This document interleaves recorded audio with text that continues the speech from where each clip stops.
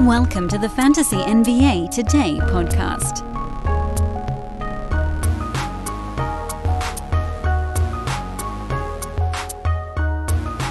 Pretty exciting stuff here on the sports ethos front.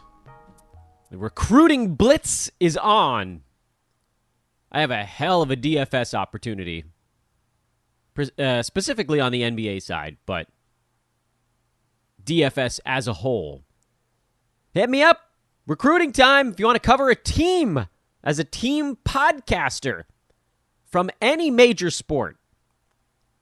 And again, this can't be a little hobby thing. Hit me up. DFS team. We're looking for football contributors, baseball contributors, basketball, of course. But again, the big ones right now, the one I really want to make that push on. We got a really cool thing going on the DFS side. I know not all of you that listen to this show do the DFS thing. In fact, maybe very few of you. I don't. But we do have a cool thing here at Sports Ethos, which is the website, to which we are inextricably linked. The site formerly known as the symbol for Hoopball. At Ethos Fantasy BK on Twitter. I am at, well, my name, which is Dan Besbris. DANBESBRIS on Twitter. Also, quick early show shout out to the excellent work of Joe Orico on the baseball side, JP Sticko for football, Fantasy MLB Today, Fantasy NFL Today. Rolling along, rolling strong. Check all that stuff out. You know, I kind of thought July was the dog days, but now I'm starting to think that maybe the beginning of August is the dog days. It's been a long time since we had a normal August. Last August, we had free agency, so that kind of condensed the month for us. And then with Yahoo, they've been quite explicit that they will have their first ADP data available exactly 2 weeks from today, Wednesday, August 24th. That's when it's dropping. It says it right there on their website. Draft analysis data will be available by 2022-8/24. Gotta love that backwards formatting. That's some European formatting there. I think they usually do the day first, actually, so I don't even know what the hell that is. But you can still see their player list, their pre-rank board. There have been no changes here over the last little bit. You can check out, their projections for things. They don't even have the actual projections slotted in, I believe. I think you can look at just the order right now, and that appears to be the same as whatever it was, not last Friday, but the one before that. We did a little bit of a pop-in, see if anybody was shifting around, and there was, and it'll happen again. Maybe it'll happen 2 days from now. I don't know. Upcoming Friday. News of the day was slow. Kyrie Irving's camp disputing the rumor that he, quote, hates Sean Marks and Steve Nash, which as soon as you heard that, you had to know that that rumor was stretched a little bit. And it's quite conceivable that he is disenchanted with them, but the player's not going to put out a statement that they hate somebody. That's idiotic. The Lakers apparently want to run their offense through Anthony Davis, which, I don't know, man. I think LeBron might be a little better at initiating an offense, but we'll see. And the big news of the morning, and don't worry, we're not going to turn this into another episode of the show. I've had my fun with alternate timelines, but apparently the Blazers and the 76ers are also in the mix on the Kevin Durant stuff. KD, I guess, listed the Sixers as a potential preferred destination. I don't even really know how the Blazers got themselves involved in this thing, but they've been getting mentioned kind of in passing. I don't know that either team has the picks to out-pick, swap another team, out-pick trade, a team like the Pels or the Celtics or whatever, but and really, I don't even know how Portland gets themselves involved almost at all. I guess I could see how the Sixers might be able to wiggle their way in. They have some big contracts, which that makes this a little bit easier. They've got the young deals. Tyrese Maxey is a very exciting young player. He, I'm sure, would be a focal point of any trade that goes down there. It is interesting before we get back into Bucketology today, which we're gonna wade back into that water in just a minute, that KD would be comfortable leaving the Nets and going to James Harden's team. I don't know. I haven't seen a whole lot made about that so far this morning, at least on Twitter, but that's the part of that kind of jumped out to me, which is they're not saying it, and KD and Kyrie have both publicly said that they will support the other in whatever they plan on doing here going forward, and Kyrie, supporting KD in his trade demand, KD supporting Kyrie and kind of hanging out for the time being. But at the same time, you've got to think that KD putting the Sixers on his big board is a little bit of a spurning. Say, I'll go to the team with the guy who was here and left basically because he couldn't deal with Kyrie. That's why James Harden left Brooklyn. There's almost no other reason. It was just a cyclone of headaches out there. You don't think he left because of Kevin Durant, do you? KD was busting it as much as he could. I don't think Harden left because of Steve Nash or Sean Marks. Sean Marks brought him there, got him out of Houston. I think he was probably a bit grateful for that. So it's a little bit weird that KD's like, oh yeah, I'm good. I'm good going to Harden, who, kind of bailed out on our team last year, whatever team remained, because he couldn't deal with Kyrie's. Kyrie's crazy, man. He's nuts. And I guess with KD, he looks at Harden, he's like, well, he's done it. Maybe I'll just do it too. Same thing. All right, Kevin, if you want to get out of town quickly, after a trade demand that your team seems less than willing to acquiesce on, which is sort of the way the Harden stuff went, might I give you a top 10 list of donut shops to hit up? That got Harden moved, didn't it? All right. So here's where we're at on Bucketology, which now we haven't done any bucket-related stuff since kind of a quick check-in on Friday. We had done a handful of teams from the Western Conference. As of today, and this is a bit of a slow process, I have completed the Western Conference with the exception of the Utah Jazz. Left them out of the mix because we're still waiting on the Donovan Mitchell stuff. Right now, handicapping Utah is just kind of a waste of energy. Like, you could do it, and it'd be fine. It might, decent exercise, I guess, in working on fantasy teams. But you guys know me. I want to work smarter. I want to simplify the equation. And right now, if Donovan Mitchell stays put, great. All the work you've done ends up being useful. If Donovan Mitchell gets moved, the whole team gets upended. Because at that point, anybody else who classifies themselves, or even the league kind of qualifies them as a veteran, they'll be gone too. You don't think Patrick Beverley's going to hang out in Utah for a year after Donovan Mitchell and Rudy Gobert both get traded? Mike Conley, Bojan Bogdanovic, all of those guys would be likely either on the block, on the move, possibly shut down, depending on how bent they are on making sure these guys don't get hurt. You want to get proper value for them, and there's kind of no reason to play them if you're not. Contractually, there's stuff there that would need to be worked out. Different guys that have contracts of different lengths and sizes. Donovan Mitchell's signed for a while. Mike Conley, I believe he has one more year on his deal.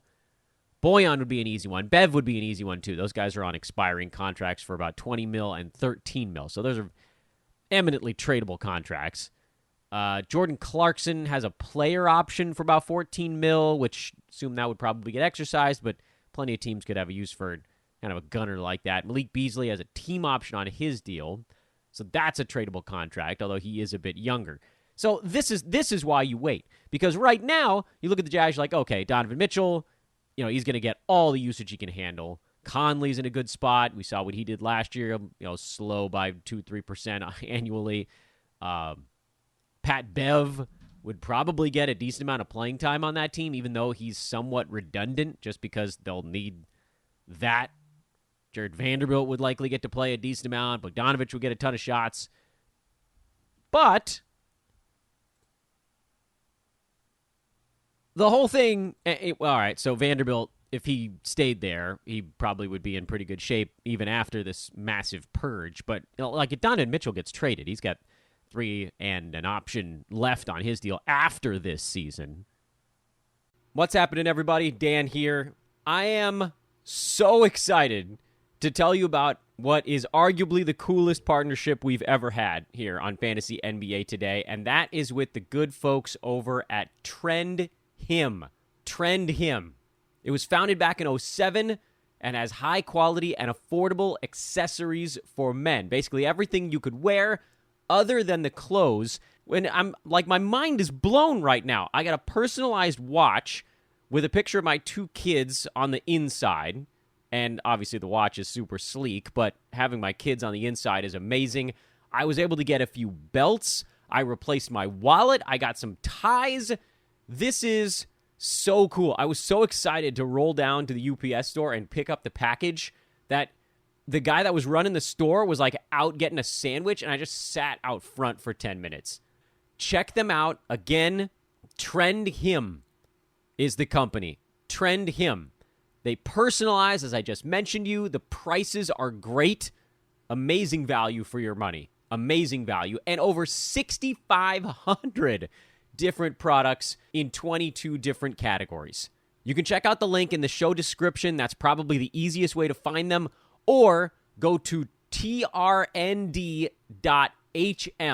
So Trend Him, but take out the vowels. trnd.hm/hoopball. So our old website name, trnd.hm/hoopball, and get 15% off your order. Again, you can just go to the URL in the show description. That easy to find on whatever service you're using to listen to today's show, or go to trnd.hm/hoopball, get 15% off your order, and check out some of the amazing stuff they've got over there. You're going to love it, I assure you.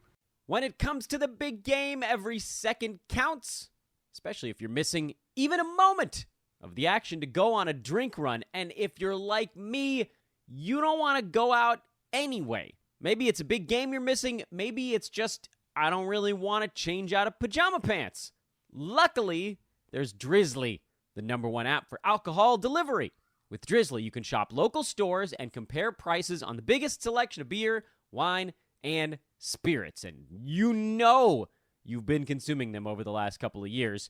And the best part, you can get them delivered in under 60 minutes or schedule them 2 weeks out. Talk about a slam dunk. See what I did there? Drizzly also makes it easy to send the gift of alcohol right to your friends and family for any occasion, even if that occasion is rubbing it in their face when their team loses. You know me, I'm a pragmatic sort. We'll order it when it's winning time. In your face, other team, nah. In our face, drinks. So if you're looking to spend more time watching the game, download the Drizzly app. That's the easiest way. Download the Drizzly app or go to drizzly.com. That's DRIZLY.com. Do it now. The whole thing goes to pot. Like, Conley would almost likely be gone. Bogdanovich would be gone. Bev would be gone. Clarkson probably gone. Why handicap a team like that? A completely different roster in a couple of weeks. So we left them out of the board. I got through the rest of the Western Conference. And the thing I wanted to talk about today, from the Bucketology standpoint, is it's worthwhile to pause every once in a while and just kind of assess where you're at. Not so much the past two, which for those that missed the descriptions from last year, first pass on this stuff, we are going through every team in the NBA and slotting any potentially fantasy viable name onto our big board. And as you do that, you're sort of just playing a game of like who goes between who with each player as you add them. It's rough. Absolutely. It's sandpaper level rough. But that's what the second pass is about. That's where you smooth it out. You take the okay, well, like as I was building this area, I put CJ McCollum here behind Jordan Poole, but in front of Michael Porter Jr. And then is that really where I wanted him? Do I need to massage somebody in a different spot? But I put, say, Brandon Ingram like behind. Like I was looking for a spot to put him. I wanted him to be behind CJ McCollum, but I also wanted him to be in front of player Y, whoever that is. And then you realize as you go back in the second pass that you needed to sort of just nudge. It's nudging at that point.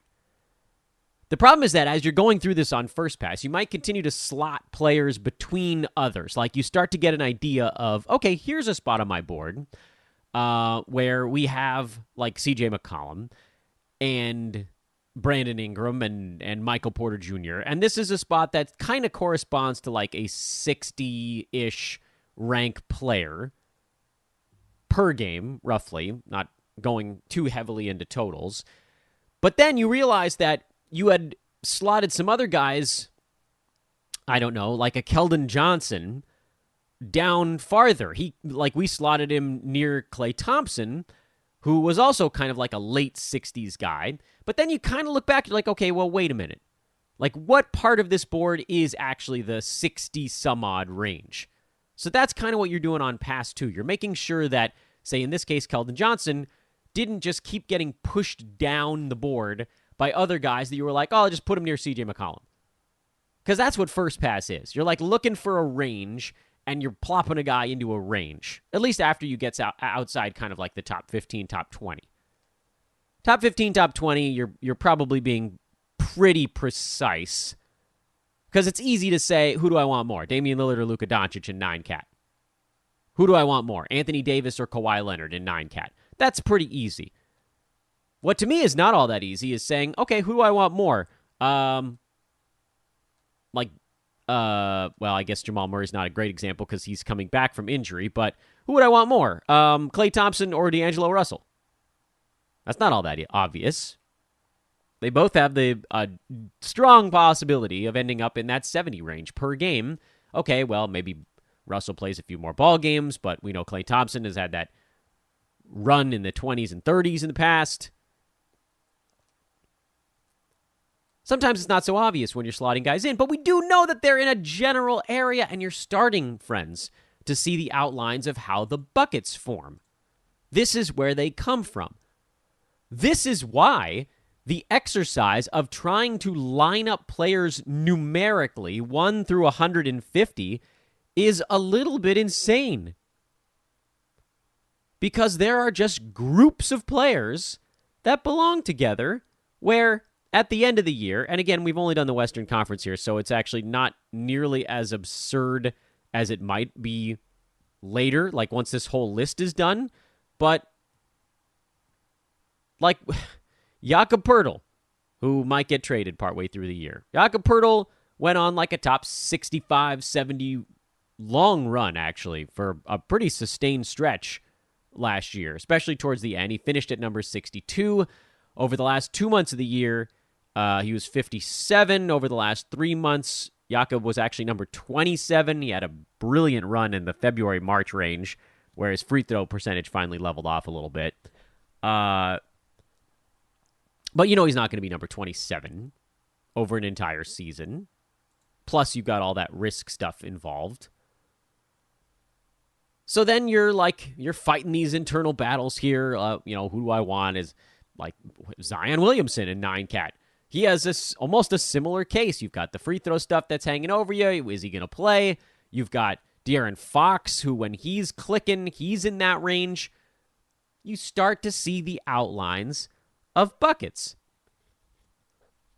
And it just gets crazier and crazier to try to line these players up. You can play a sort of a head-to-head thing with yourself. Who do you think finishes at a higher rank this year? Jakob Poeltl or Zion Williamson? I actually think it's Jakob. But, some of that is a durability element. Some of that is Zion's lack of weight clauses, things of that nature. They both have free throw issues. But you could make a very reasonable argument to take either one of them based on kind of how your team is being built. That's another element of it. what makes more sense for your team at whatever pick that might be. Now, look, Zion's going to go earlier because he's Zion, but let's just say, for argument's sake, you have the opportunity to pick between guys like this at wherever it is that you're picking here.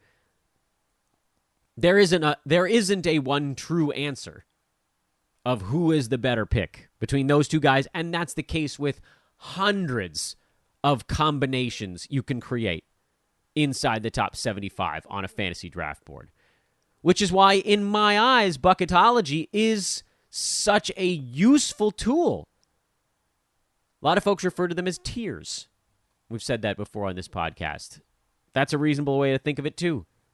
Tiers of players based on general rank fantasy stat set. Like, it's really hard to say, hey, let's just go back to last year. Let's use a really easy example from last year and take the players listed at, like, pick 44. Wait a minute. I don't want totals. I want per game numbers, because this is even more indicative of what we're talking about here. You had Zach LaVine at 45, who averaged 24.5 points, 3 threes, 4.5 boards, 4.5 assists, almost no defensive stats, 48% from the field, 85 at the free throw line. 2 slots away, you had DeAndre Ayton at 43, who averaged 7 fewer points, 6 additional rebounds, no three-pointers, almost no assists, about double the number of defensive stats, and was a whiz at field goal percent and a slight negative at free throw percent. These two players are almost as different as you could find sitting right next to each other. So, like, I'm sure a lot of you are listening like, Dan, there are players that sit right next to each other that are more different than that. But look, this is a live podcast. We're doing this stuff on the fly. These types of shows I don't like to script out beforehand. I think it's more interesting for you guys to sort of follow the mental GPS direction sheet, how we're getting from place to place here, and how arguments kind of come together. But as far as players that are ranked between, 35 and 60, to me, that's one of the best examples of guys that are almost right next to each other that just have almost nothing in common.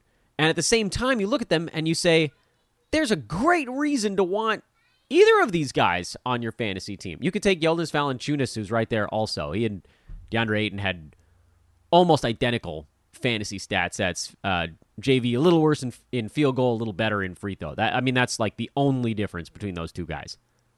Valanciunas hit 0.7 more three-pointers, which looks like a lot when you talk about comparatively, but both pretty low overall. So then looking at last year, and that's not to say that you have to put these guys in the same tier for this season, although I don't think it'd be the worst idea in the world to take a look and say, yeah, okay, Ayton in that 40 range, LaVine in the 40s, like that's a very reasonable quick pass at those guys. Who's going to be better at the end of the year? LaVine beat him because he played 9 extra games this last season, but JV beat LaVine because he played in 7 more games than he did. So will it come down to number of games played? It very well might, which means that in this moment, in this tiering system, or buckets, as it were, there isn't a perfect answer there. Especially if you have a team built, like if you have Cat, if you take Cat towards mid-late first round, and then coming back in the second round, I don't know who the bleep is going to be on the board at that point, but let's say in the third you take Chris Paul, second round, who's floating around at that point? Let's look at Yahoo's pre-ranks here and try to pick somebody who's available like kind of early, mid-second round. Like let's say you take a shot on Kawhi Leonard at that point. So you got Cat, Kawhi, and Chris Paul. What you don't have in extraordinarily large numbers at that point are threes. Or blocks, really. Although Cat gets you 1 and change, Kawhi will get you probably a little under that. Chris Paul's not getting you that. You got assists in pretty good shape because Cat's a good passer from the big man spot. Chris Paul will have a ton. I mean, you're a relatively well-rounded team. Your percentages are good there, but Cat's only 2 3-pointers a game. Kawhi, we don't really know. I guess you could go back to the previous year and try to float it off of that. He was a little under 2. Chris Paul has been well under 2. You don't have that big three-point guy. So at that point, even though Zach LaVine got smashed this last year by totals by Jonas Valanciunas, Zach LaVine makes way more sense for that fantasy team.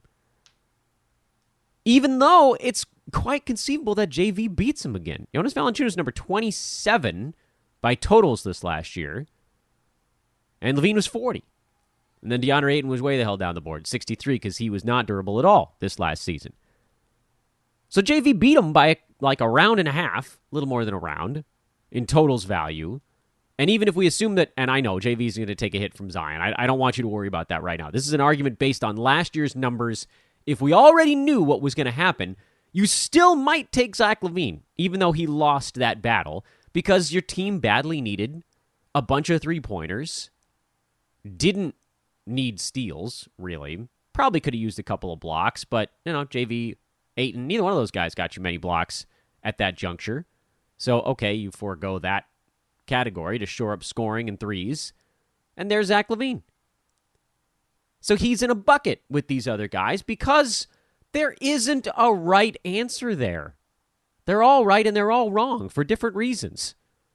There's a best answer for your team, and sometimes a bucket will have a guy that you shift a little bit towards the front end of it. And that's what you start to get as you hit this halfway point. Again, leaving the top of the board behind, you start to get into, you can begin to see them take shape. Desmond Bane, John Morant. Those guys start to fall into a bucket. I know they're on the same team. You've got this 60-some-odd range bucket. C.J. McCollum, Brandon Ingram, Keldon Johnson floating around in there, Jakob Poeltl. Do you trust Michael Porter Jr.? Because that's roughly where he's going. Where do you put Poole and Murray? Are they a little in front of that? Probably. So you start to see those outlines forming. But the reason you can't finalize buckets yet is that, first, you have to finish adding all the other players in the NBA. And then you badly need to go back and make sure that no one got sort of elbowed out. The way I pictured in my head, and boy, is it warm in Southern California today. I'm realizing as I do this podcast and start to sweat in my bedroom. It's not because I'm nervous, or is it? What you start to think of, for me, and I'm guessing most of you did not have the exact same elementary school experience that I did, but when we were in elementary school music class, which was just like a bunch of kids playing recorders together or singing goofball songs that kids can sing, the first thing at the beginning of class was a little song called Elbow Room. Went elbow room, try to find me some elbow room. So all the kids would put your hands like your knuckles over your chest, basically, and then cock your elbows out to the sides and just spin very slowly in place. You weren't trying to bash anybody, but if your elbows contacted anybody else's elbows, then you knew you just had to be a tiny bit farther apart. A little bit of space to play your music, make your noise, whatever. So you find elbow room.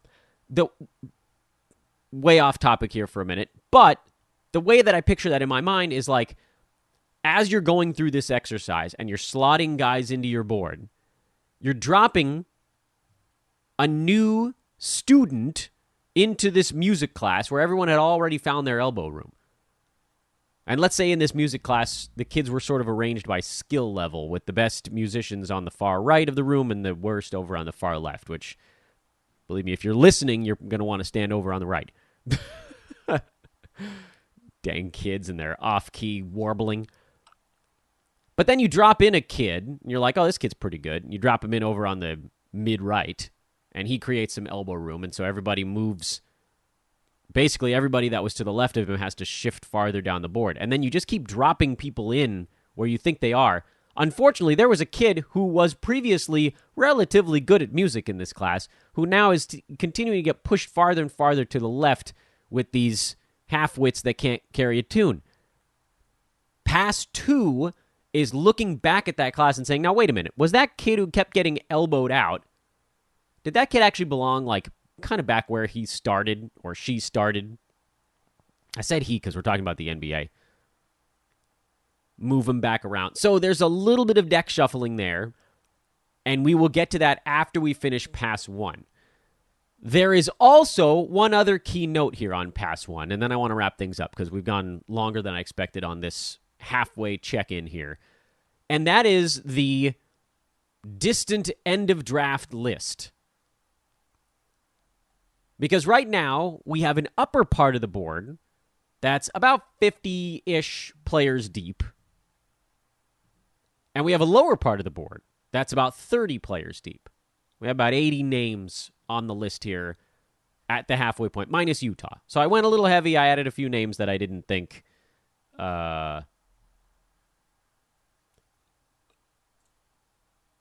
honestly, they didn't really belong, but I threw them in there just for completion's sake. Gotta unlock the achievement here. What I want you guys to do also on that, specifically on that lower moonshot list, that Pass 2 is going to be a longer Pass 2. The first one should be nudging. Rearrange, quick rearrange. The bottom board, I don't want you to spend too much time on right now. Those names that you're throwing in down there are the very end of the draft. Who will we take a shot on? Meaning after all of the truly useful guys are out of the way, who's the shot? Because there's always there's like 1 or 2 rounds at the end of your draft where all the players you were actually looking at have been pulled off the board, and then it's who's left. And that's where these names come in. So pile them up right now. The John Walls, the Josh Harts, the Kevin Herters, the Jay Sean Tates, the guys where you're like, look, there's 2 types of players down here. There's infinite upside and infinite downside. We'll probably throw some injured names in there. And then there's the guys who are like, in all likelihood, this dude's going to be number 135, but ... So that's like Kevin Herter, Dorian Finney-Smith, Jay Crowder, who crawled up into the top 100 because, enough guys missed time. How do we organize these? Typically by upside, but also, again, you do have to take stock of what your fantasy team's at a certain point. But I want to pause that for now. I want to try to get through as much of the Eastern Conference as I can before tomorrow's show. We'll see how that goes. I do not promise it'll be ready. But once it is, we'll start to do kind of a quick sweep on Pass 1, see where things are coming, see if we can begin to just almost color code buckets a little bit, and then roll into Pass 2, and that's where things really start to take shape. And after Pass 2, then you need ADP data, which we're not getting for 2 weeks. So buckle up. We'll have some other stuff to do in between. This was Fantasy NBA Today, Sports Ethos presentation. Hit me up if you want to cover a team. It'll be a lot of fun. We'll work together, actually. See? Isn't that reason enough? Don't let me down, he said in disappointed dad voice. All right, have a great Wednesday. That is today, right? Off-season episode 88. Bingo. All right, on to tomorrow.